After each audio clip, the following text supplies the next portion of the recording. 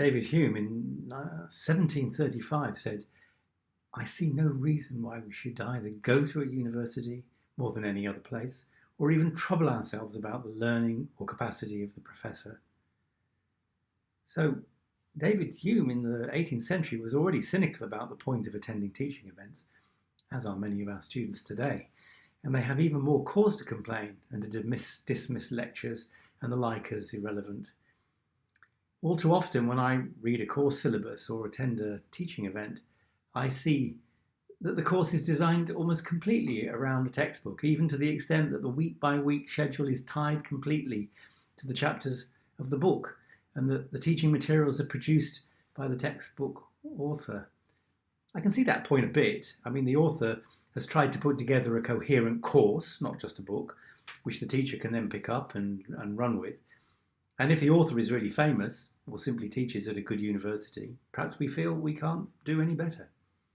But it seems to me it's all a bit dismal, all a bit lazy, all a bit depressing for both the teacher and the student.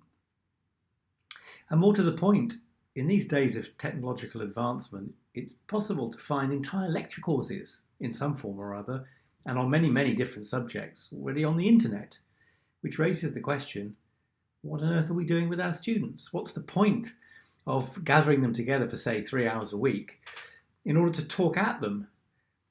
But unfortunately, that's what some of us appear to be still doing, putting up PowerPoint after PowerPoint slide on a screen in front of a room full of bored youngsters, and more or less reading from a book.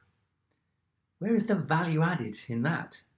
If David Hume, several hundred years ago, thought his teachers were wasting his time and that he could get away with what he needed by reading a book, what about our students and teachers today? Well, of course, there are many examples of much better practice than this, and my aim will be to cover them in a series of posts in this series on teaching, and we'll look at using, for example, technology to invert the teaching and learning activities, e.g. the flipped classroom, and we'll take a look at approaches like small group learning, problem-based learning, and much, much more.